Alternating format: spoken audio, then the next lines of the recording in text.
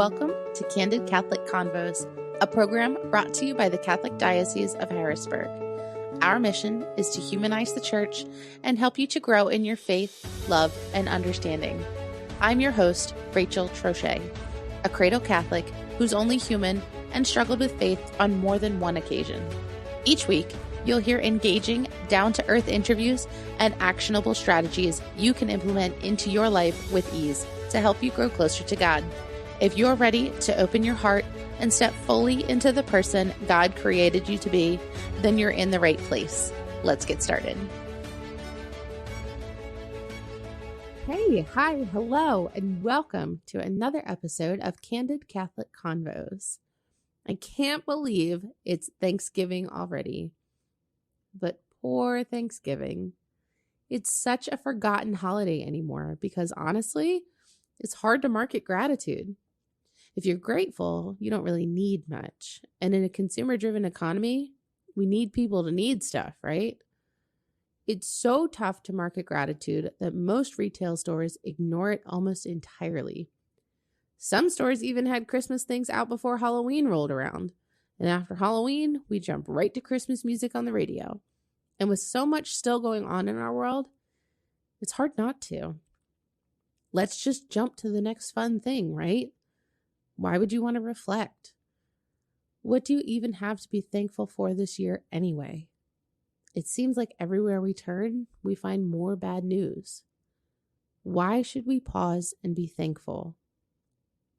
Well, for starters, the Eucharist, the entire basis of our Catholic faith, actually means thanksgiving.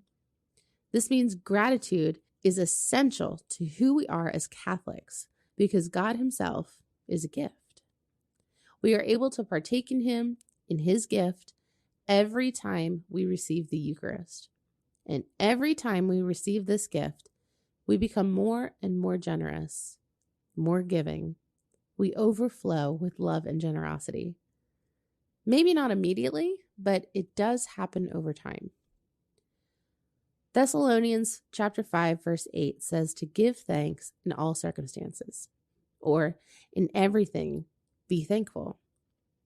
It doesn't say only be thankful when you feel like it. It says in everything, in all things, be thankful. Even in the Mass, we say giving thanks is right and just. It is our duty and our salvation always and everywhere to give you thanks and praise. So now I want you to imagine if God took away everything you never said thank you for. Seriously, what if God took away everything you never said thank you for? And I don't just mean the big stuff. I mean the things we take for granted on a daily basis. The things we don't even think about until they're gone. Like, we don't think about our health until we're sick. Or we don't think about the fact that we can run or walk until our knees start hurting, right? So what are some ways we can practice appreciation for all the gifts God has given us? How can we really cultivate a disposition of gratitude daily, not just on Thanksgiving? I'm excited to welcome back Sister Geralyn Schmidt of the Sisters of Christian Charity to help me come up with some tangible ways to practice giving thanks in our daily lives. Sister Geralyn, thank you so much for joining me again on Candid Catholic Convos. I'm super excited to have you here the week of Thanksgiving. We're always talking about gratitude, like leading up to Thanksgiving, but I feel like it doesn't get talked about enough outside of that holiday. So I'm really excited to kind of expand on this with you. I'm excited to be here as well. Secular science actually backs up the fact that people who practice gratitude are generally happier people. And practicing gratitude has been shown to have far-reaching effects from improving our mental health to boosting our relationships with others.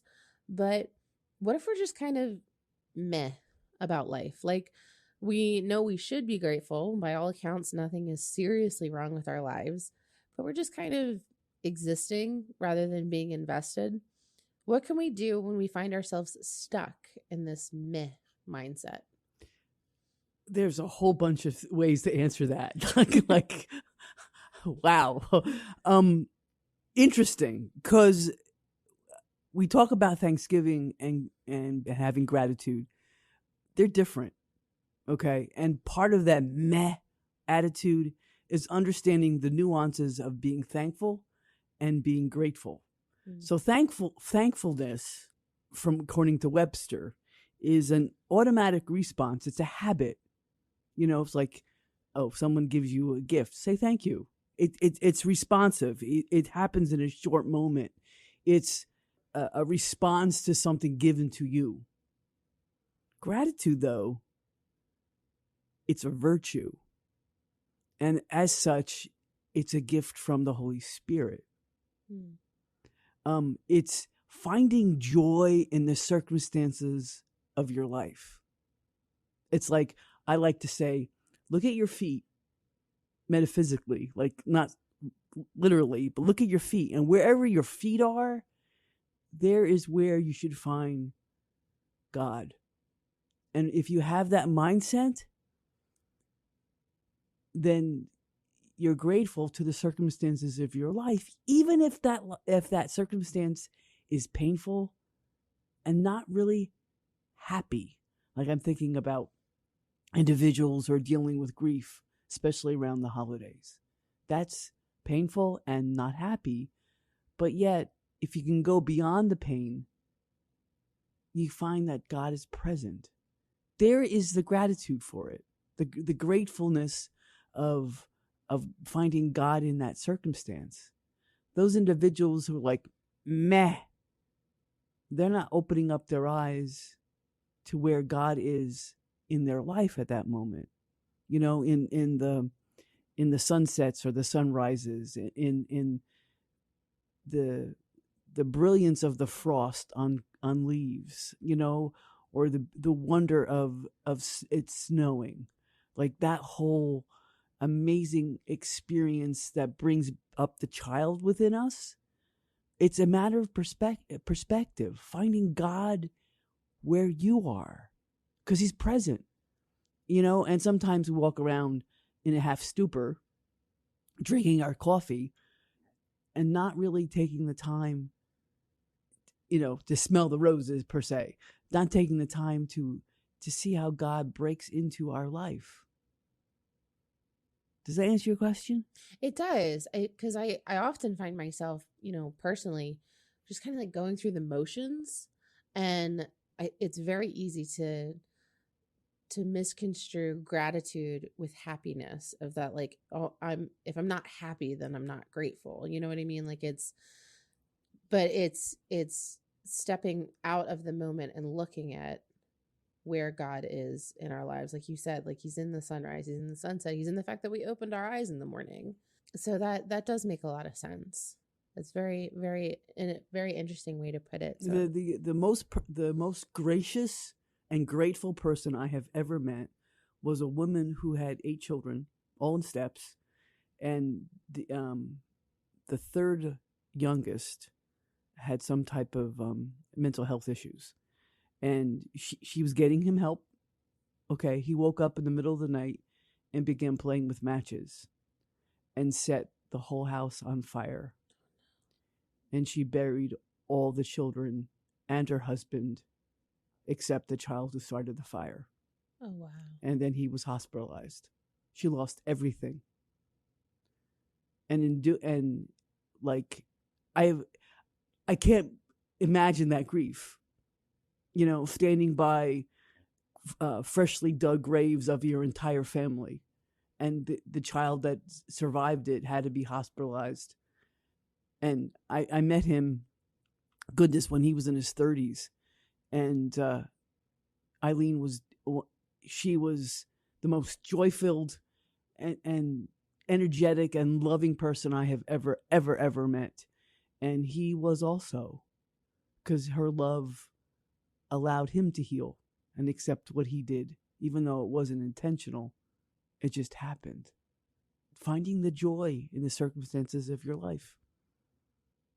Wow, that's very powerful, because I can't even fathom, but she was able to do it. So it is very possible. I read about the Saint Ignatius of Loyola. I always say that wrong. Using a daily examine prayer as a way of reflecting on God's daily presence in your life while also growing in awareness of the movements of God throughout the day, like we were just talking about. What is an examine and how can we incorporate it into our prayer lives? So it's a 5-minute prayer experience that you do right before you fall asleep. So you look at a very high level, almost like a bird, look at the day, look at how you responded to God's grace, look at how you didn't respond to God's grace, say thank you for the moments that you did, and apologize for the moments that you didn't, and promise to work harder on those little elements the next day. That's a great way of seeing the fingerprints of God in your life. The fact that you're not alone, and and part of the meh society is, who cares? Who cares if I disappear? Well, God made you. He cares. He's present in your life, and the examine allows you to see that. Right. It sounds like it would also be beneficial as like a journaling exercise. Could be. Yes, could be. Yeah, definitely. Cool. And a great way of bringing the times in. So over a course of time, you can actually see the patterns of sinfulness and weakness in your life, and you bring that to the sacrament of reconciliation to ask the divine healer to give you the strength to heal and to overcome those weaknesses as well. That's a great idea. Absolutely. We talked about this a little bit, but especially at this time of year, life can get really stressful, and it's very easy to get bogged down in the negative and everything that could be going wrong or isn't going how we wanted it to, or just trying to manage expectations. And I've heard it said before, usually at the wrong time, that we should look for something to be grateful for in a negative situation. And typically that's hard to do in the moment, but is there a way that we can practice seeing the forest for the trees, for lack of a better term? Taking time to stop and to be in the presence of God. You can do that in your car. You can do that in the bathtub. You can do that in the shower. Taking time to stop. Because, sometimes stress we put on ourselves. It's like, I'm in charge. I want this to do this. I want this to do that. Who are we? We're not God. And I say this jokingly because I do that. I'm human. I do the same thing, and are we trying to be the Messiah? Are we trying to be God? Are we trying to morph our life into our own image and likeness rather than surrendering to the rhythm of what God wants us to do? Mm. So the gratefulness doesn't come with a negative situation. The gratefulness comes in the fact that you're not in charge. He is. And to surrender to that you're just a mere creature. You're not part of the solution. The solution comes from him. You're his vehicle. You're his instrument.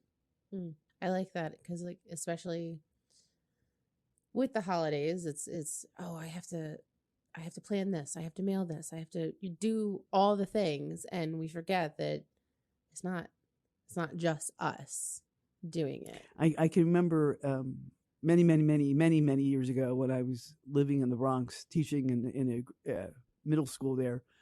It was during Advent, and it was a Saturday morning, and there was only a couple lights on in the church right before Mass, and it was like maybe 20 minutes to 8, and I went there to pray morning prayer before Mass started.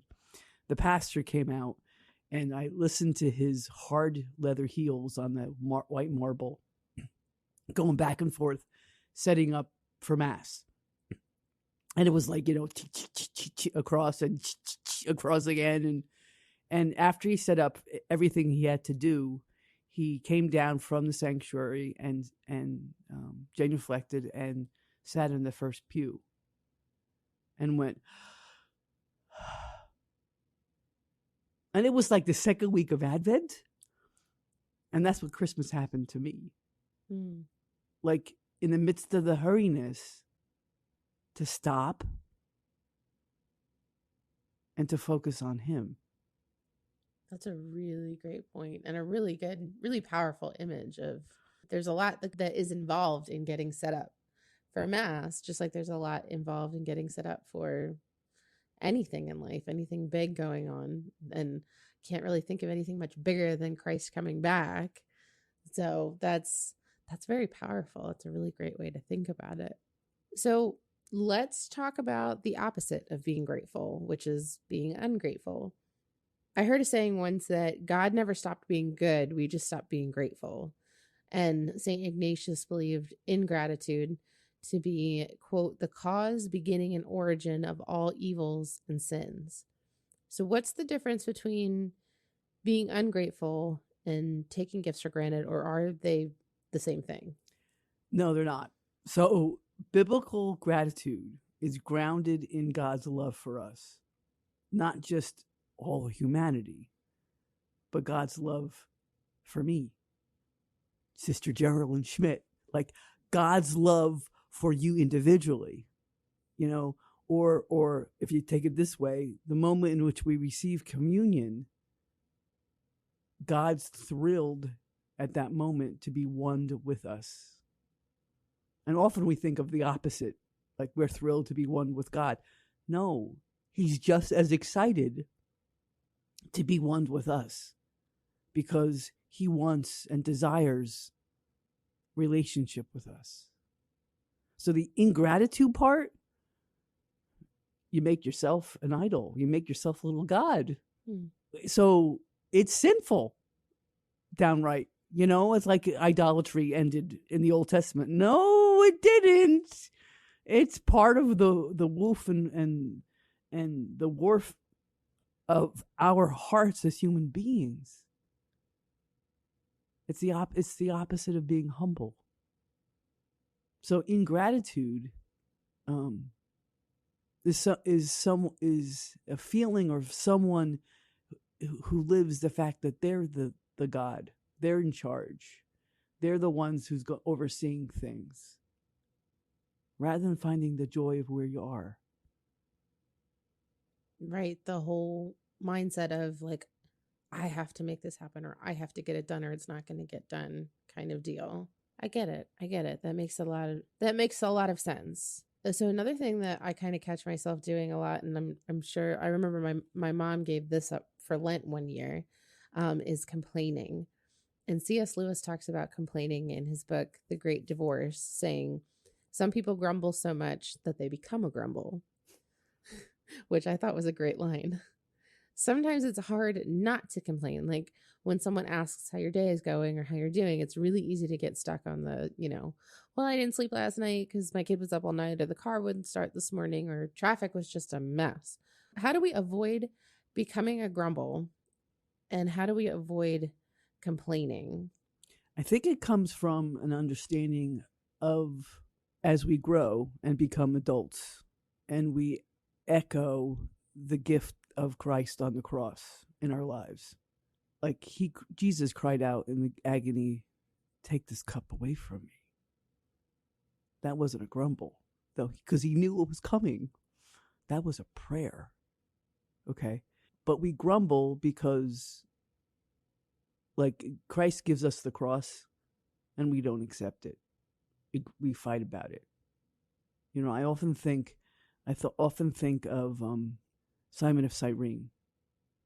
Like he was forced to carry the cross for Jesus. Can you imagine being pulled out from the crowd and being involved in this condemned, and not even knowing who he was, this condemned criminal? And yet, when Simon looked into Jesus' eyes, he only saw love. Surrendered to that. So the grumble, and I find this myself, when I grumble, somebody gave me a little plaque. It's like a 2-inch by 1-inch plaque. I have it in my office, and it's a license plate from Arkansas that says GRR-RRR. Grr. That's how I vent. Grr. That's different from grumbling. Grumbling is making you in charge and trying to morph the world into your own image. Hmm. That makes sense, because that was going to be my next question, is like, what's the difference between grumbling or complaining and then versus venting your frustrations? Like, you can be frustrated with the situation, but how is that different than? So you air the frustration and you leave it there.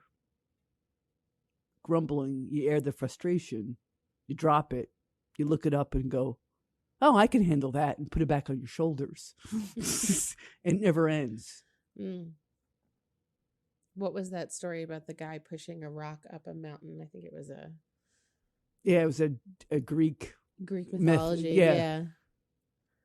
Huh. Okay, that makes sense. That makes sense. You know, it's one of those things where the venting kind of like grows roots and becomes entwined in your heart. Again, you pick it up and you keep it rather than saying it and then letting it go. Right. Instead of releasing it, you let it attach to you. Right. I get that. That's a really powerful image too, of it just growing roots and festering, not growing like a tree, but growing like a virus. And the only thing that prevents that from taking place is prayer in front of the Eucharist.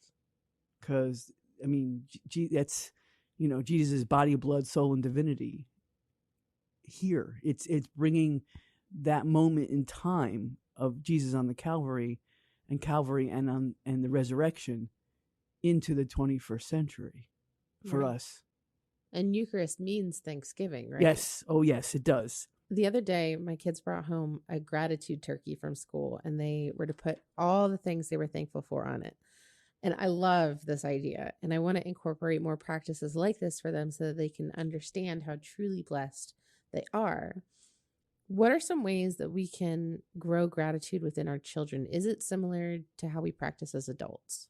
No. Children are often much more simpler, and they can see things that adults have forgotten because adults are caught up in whatever. The simplicity of just naming it, what I'm grateful for. My sister does that with her son, with my nephew. 3 things that you're grateful for today before she tucks her son into bed, and her son is now 12, and that's been something they've been doing since he was 3. I love that. And it's also good for her because she hears the wonder and the awe of life from the eyes of a child.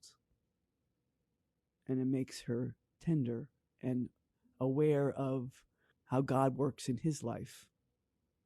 And he's teaching her, you know, he's teaching her about the perception of the simplicity of childlike love.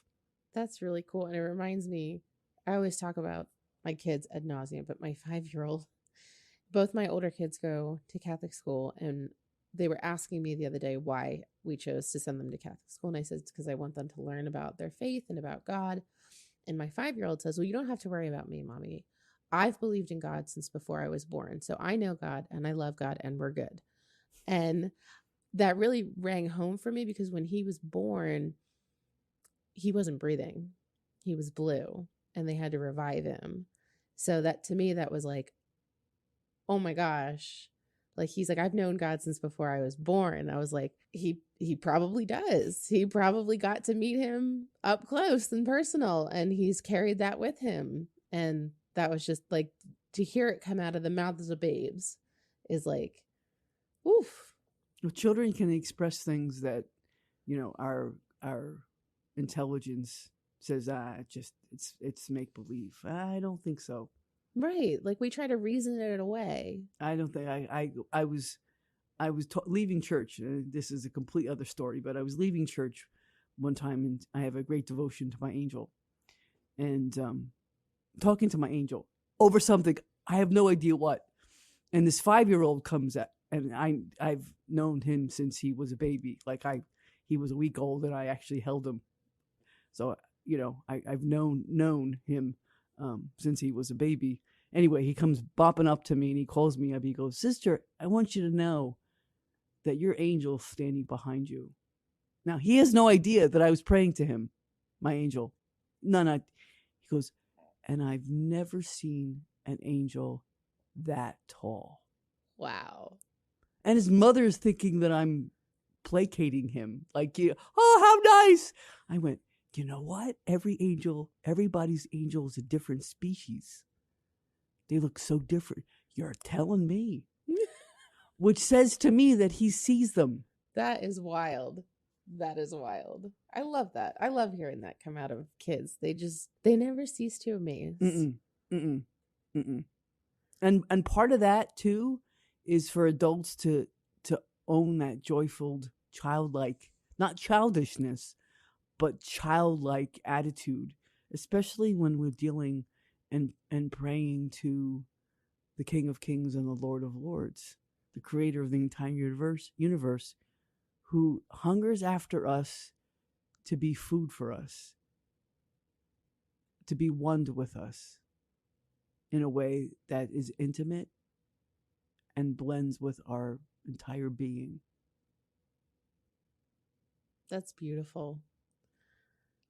Sister, thank you so much for joining us. I am grateful to know you and to have you on our podcast, and I hope you have a wonderful Thanksgiving. Thank you. Thank you, Rachel, for inviting me. This has been a ultimate joy.